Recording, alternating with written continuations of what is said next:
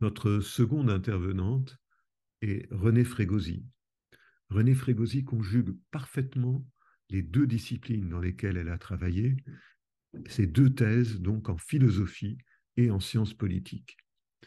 Elle a été, jusqu'à une date très récente, directrice de recherche à l'Université de Sorbonne Nouvelle Paris 3, notamment à l'Institut des hautes études d'Amérique latine. Renée est une militante féministe, une militante dans tous les sens du terme, et dans un article récent du Figaro, elle appelle la gauche laïque à dénoncer l'offensive islamiste qui, dit-elle, vise à une islamisation de l'Europe et qui instrumentalise le corps des femmes. C'est l'islamisme qui tue, persécute et terrorise les musulmans non conformes, les juifs, les chrétiens, les yézidis, les apostats, les athées, les libres penseurs et tous les vecteurs de la liberté d'expression. Déjà en 2017, elle dénonçait un néo-féminisme victimaire, puritain et sexiste. Renée Frégosi vient de contribuer à l'ouvrage collectif Penser Salman Rushdie, et le titre de son chapitre est extrêmement révélateur. C'est, je le cite, Salman Rushdie est également victime de l'islamo-complaisance. En d'autres termes, on ne peut pas dire qu'on ne savait pas, et ses collaborateurs, ceux qui sont complaisants envers l'islam politique, sont coupables. Je vais donner la parole à Renée Frégosi, mais je voudrais juste signaler qu'elle est également membre du comité d'honneur de Dimi Watch et qu'elle nous aide beaucoup dans notre démarche. Renée, vous avez la parole. Merci. Oui, lorsqu'on parle de l'islamisme, la question du voile vient à l'esprit spontanément. Et a fortiori, lorsqu'on parle des femmes et de l'islamisme, ce que nous faisons aujourd'hui. Et le voile est en effet emblématique de l'offensive islamiste qui en a fait son étendard, mais d'une certaine façon, moi je dis souvent que l'islamisme s'est approprié le voile, qui est en fait un signe, sinon universel, du moins un signe reconnu dans toutes les cultures traditionnelles influencées par les religions monothéistes. Le voile, c'est le signe de la soumission des femmes et de leur impureté. Le voile, c'est donc avant tout cela le symbole sexiste et patriarcal, pas spécialement musulman à l'origine. Je rappelle d'ailleurs souvent la première épître aux Corinthiens de l'apôtre Paul, au verset 11, où il dit pourquoi les femmes doivent être voilées en signe de soumission, d'impureté, etc. Et si elles ne se voilent pas, qu'elles se rasent la tête. Mais les cultures occidentales, en se modernisant, bon, on le sait, ont peu à peu abandonné ce signe euh, grâce à des luttes, grâce à des philosophies, etc. L'islamisme, dans son offensive de réislamisation, a fait retour donc au port du voile et en a fait un de ses marqueurs. Et il a fait également donc de l'oppression des femmes un des piliers de son système. En devenant donc le voile entre guillemets islamique, le voile qui est avant tout symbole de l'oppression des femmes est en fait devenu non pas tant un signe religieux qu'un signe politique, donc de l'islam politique, de l'islamisme. C'est donc une erreur que de le considérer principalement comme un signe religieux et de le mettre sur le même plan que les symboles religieux des autres religions. Si on avait démarré sur cette base-là, on ne serait pas aujourd'hui empêtré dans toutes ces lois qui interdisent aussi les autres signes religieux et tout ça trouble considérablement la compréhension de la situation. Ainsi, aujourd'hui, une femme qui se voile volontairement la tête ou davantage de parties de son corps, qu'elle le fasse par mode, par souci identitaire, par esprit de provocation ou par crainte des représailles, moi je reconnais qu'elle le fait, elle peut très bien le faire librement, hein, mais qu'elle le veuille ou non, elle dit, un, je reconnais que les femmes sont impures et doivent être soumises aux hommes, deux, j'adhère à l'islam politique, ou du moins, je me soumets à son injonction politico-religieuse concernant les femmes. face à cet acte individuel libre, ok, de se voiler, eh bien, il y a la liberté des femmes de refuser cette insulte visuelle. Et cette allégeance implicite à l'islamisme, et donc la liberté des femmes de réclamer que ce signe soit, à ce titre, proscrit de nos démocraties. Entre ces deux libertés antagonistes, une démocratie doit, à mon sens, trancher par la loi entre la liberté de la soumission volontaire, qui signifie l'infériorité des femmes et leur soumission aux hommes, donc. La loi doit donc trancher entre cette liberté de la soumission et la liberté émancipatrice des femmes qui refusent cette insulte qui leur est faite. Et ne pas choisir permet à l'offensive islamiste de progresser. C'est ce qu'on constate. Donc, pour aller plus loin dans la compréhension de ce symbole qu'est le voile, j'ai intitulé donc mon intervention « Séparer pour soumettre » et j'ai sous-titré « L'apartheid des femmes en islam ».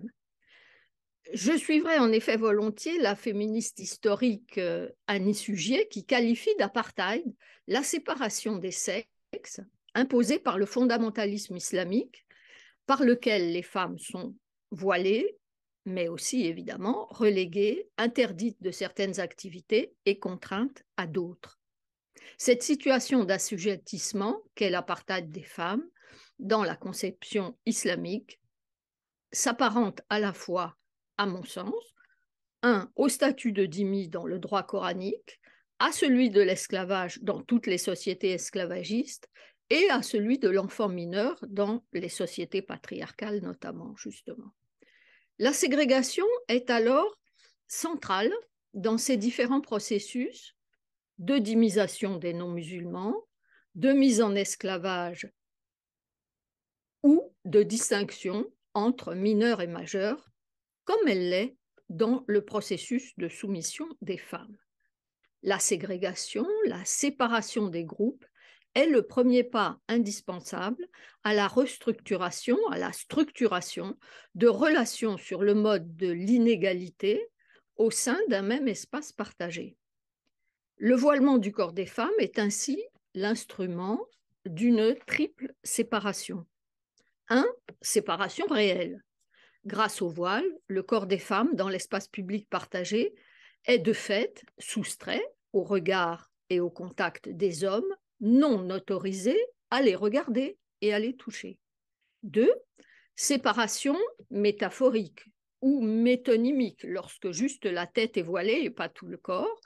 Le voile construit de façon imaginaire un mur qui délimite un espace séparé lorsque, par la force des choses, les femmes évoluent dans le même espace réel, concret, que les hommes, contrairement aux espaces matériellement séparés de la salle à manger, par exemple, ou du hammam, et aux espaces interdits aux femmes, comme les cafés. Troisième type de séparation, séparation symbolique. Le corps des femmes est mis sous voilement parce qu'il est soumis et son impureté est ainsi exclue symboliquement du monde et à la limite n'existe plus. La relation à la femme s'organise en effet dans l'islam selon une dynamique de l'inclusion et de l'exclusion et selon un processus d'identification-désidentification. Deux concepts développés par Abraham de Swann dans son ouvrage « Diviser pour tuer ». Certes, il s'agit ici de séparer pour soumettre et non pas forcément de séparer pour tuer, quoique la soumission des femmes puisse aller jusqu'à l'assassinat, comme c'est le cas, dans les situations extrêmes d'apartheid, de dhimmitude et de mise en esclavage. On a vu ainsi, on l'a dit, avec Daesh, des massacres de masse de femmes azéries notamment et kurdes, lorsqu'elles se révélaient impossibles à soumettre à l'esclavage. Car l'ambivalence, voire la schizophrénie, est consubstantielle à la soumission des femmes dans l'islam et une relation pathologique, on le sait, peut devenir meurtrière. Au demeurant, si dans le régime normal de la soumission des femmes, normal, courant, habituel, dans le régime donc de la soumission des femmes, il n'est pas prévu de les tuer systématiquement, Il est légitime cependant, de les battre, comme on bat les enfants, les esclaves et les dhimmis, pour les punir et les dissuader de s'émanciper de leur statut d'inférieur, mais aussi de les tuer en cas de faute grave. Pour les femmes, l'adultère ou le veuvage même, comme si elles en étaient responsables. Bon. Comme les enfants, les esclaves et les dhimmis, les femmes ne doivent pas sortir du cadre, de l'espace qui leur est assigné. Mais le cadre lui-même est problématique. En fait, on sépare pour unir, pour rendre vivable la cohabitation-séparation. La relation entre les sexes est paradoxalement rendue acceptable par leur séparation. La définition du statut des femmes suppose ainsi un processus d'identification-désidentification. D'une part, comme les possesseurs d'esclaves, les hommes doivent s'identifier à leurs soumis en tant, là je cite Abraham de Swann, en tant qu'être humain possédant des capacités semblables aux leurs, des êtres pensants, sensibles et compétents, capables de comprendre et d'exécuter des ordres, d'anticiper récompenses et punitions, d'effectuer des tâches astreignantes qu'exige l'agriculture, j'ajoute, ou l'artisanat, et de maîtriser les subtilités et le savoir-faire indispensable à l'accomplissement des tâches domestiques. Mais d'autre part, en même temps, les hommes doivent se désidentifier des femmes en tant qu'êtres inférieurs, impurs, irresponsables, sans valeur morale, voire sans âme. De plus, concernant les femmes, le processus d'identification-désidentification est redoublé par la question du rapport sexuel et de la procréation. Les femmes appartiennent nécessairement à l'humanité, sinon le rapport sexuel avec elles serait de la bestialité, rigoureusement réprouvée, et la procréation serait une impossibilité ou une monstruosité. Mais en même temps, les femmes sont impures et leur commerce est dangereux pour les hommes. On sait alors que la contradiction se résout forcément par la violence. La question du sexuel et de la pureté est en effet au cœur du problème.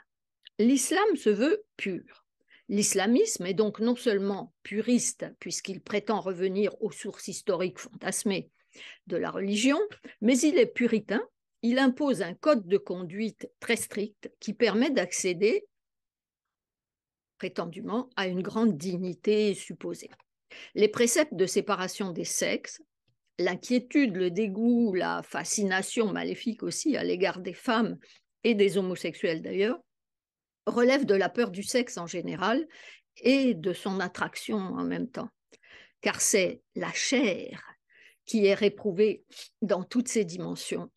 Tous les plaisirs du corps, à l'instar de ceux de l'esprit, sont drastiquement contrôlés et limités. Respect des tabous alimentaires et du jeûne, observance des rituels, vêtures réglementaires, interdiction des représentations du prophète, mais aussi des visages en général. On se souvient des poupées sans visage, qu'on avait vu dans un certain documentaire d'ailleurs, fameux. Interdiction également donc de la musique et de la danse. L'idéologie islamiste considère ainsi que la perversion occidentale consiste tout autant dans ses idées que dans la dépravation sexuelle. Kamel Daoud a mis en évidence cette association des deux détestations étroitement articulées de la culture occidentale et du sexe lorsqu'il analyse les agressions sexuelles dont ont été victimes des dizaines de femmes allemandes, vous vous en souvenez, de la part de jeunes immigrés musulmans à Cologne, la nuit de la Saint-Sylvestre 2016. Intitulée Cologne, lieu de fantasmes, sa tribune soulignait avec une grande justesse le fait que, je cite, le rapport à la femme est le nœud gordien dans le monde d'Allah.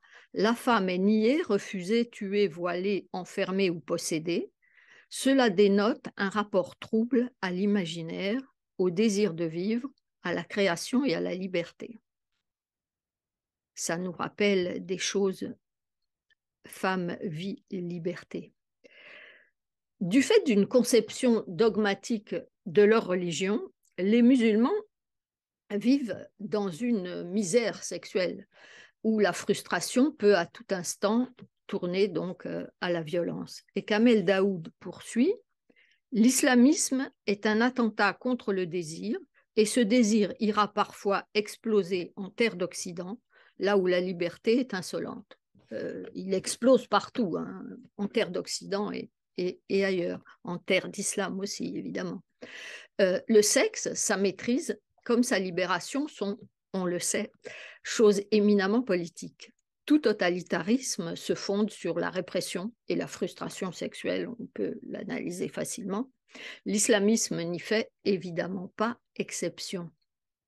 Toute religion, par ailleurs, à mon sens, se soutient de la répression et de la frustration sexuelle d'une part, et de l'oppression des femmes de l'autre. L'islam n'y fait d'autant moins exception qu'aucune réforme ou révision critique n'a pris sérieusement forme, la seule échappatoire à l'intégrisme étant alors l'apostasie et l'athéisme, férocement pourchassés par l'islamisme. Il est donc important pour le totalitarisme islamique, comme pour les autres d'ailleurs, d'organiser une police des mœurs. Là aussi, évidemment, ça résonne beaucoup aujourd'hui, qui traquera le moindre écart de conduite, tout particulièrement des femmes et des jeunes gens. Dans le cas de l'islam djihadiste guerrier, la conjonction du totalitarisme et de la référence religieuse atteint son summum. La frustration sexuelle est régulée comme la soupape de l'esclavage sexuel et du viol des femmes, dans une structure propre à hystériser au maximum les combattants par la conjonction du bien et du mal. Vous savez, la prière accompagne l'acte sexuel violent, le viol des femmes. Ainsi, la théologie du viol a été développée par Daesh et elle met en branle une dynamique parfaite pour le massacre et l'esclavage de masse. Les femmes qui refusent de se soumettre à l'esclavage sexuel ou qui en sont exclues pour une raison ou une autre sont exterminées. Dans les dictatures de type théocratique, les femmes sont en effet particulièrement visées par l'encadrement et la répression du moindre de leurs écarts. Reléguées, voire enfermées dans les espaces domestiques, le corps caché et entravé par les voilements divers, elles sont battues en toute légalité par leur père, leur frère, leur mari. Nombre d'activités leur sont interdites, jusqu'à sortir seules en Afghanistan sous les talibans, nous le savons. Conduire une voiture jusqu'à une date très récente en Arabie Saoudite, participer à la vie politique ou accéder à certains métiers, etc. Et ne leur est pas épargnée la violence des châtiments corporels en cas de manquement à la charia, voire même subissent-elles davantage de lapidation pour adultère, par exemple, donc davantage même que les hommes. J'en viens pour terminer à la question donc justement des femmes, de l'islam et de la laïcité. En terre d'islam, la répression sexuelle, étroitement articulée à la soumission des femmes, marche ainsi, on le sait, du même pas que la répression des délits de libre expression et surtout de liberté de conscience. L'apostasie, l'athéisme sont pourchassés davantage encore que les autres religions de l'islam, bien qu'elles soient toujours soumises cependant à la dhimitude. Les autres religions de l'islam, je veux dire. On comprend donc pourquoi la laïcité est l'ennemi déclaré de l'islamisme, déclaré ouvertement, explicitement, hein, par les idéologues de l'islam politique. La laïcité, avant de s'incarner dans les lois, en effet, alors ça a commencé en 1791 et jusqu'à nos jours, en passant bien sûr par toutes les lois de la Troisième République entre 1880 et 1906. Mais donc, à mon sens, la laïcité, avant de s'incarner dans des lois, c'est un esprit qui prend racine dans la philosophie des Lumières et dans la philosophie du libertinage. Le libertinage, c'est avant tout une philosophie, hein, avant d'être une pratique. Libertinus, en latin, signifie l'esclave affranchi. Le libertin, c'est cet humain, homme et femme, affranchi de l'emprise religieuse et des pensées dogmatiques en général, des religions séculières aussi, hein, de ces idéologies totalitaristes. Le libertin, cet esclave affranchi, est donc un être émancipé de la soumission, un individu libre de corps et d'esprit.